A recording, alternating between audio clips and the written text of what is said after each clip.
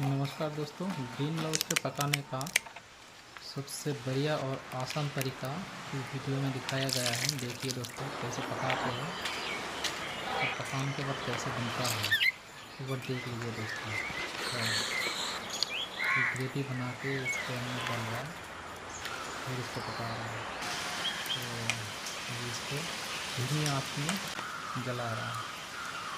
वाह, बढ़िया है। ये शायद थोड़ा घी डाल रहा होगा या तो फिर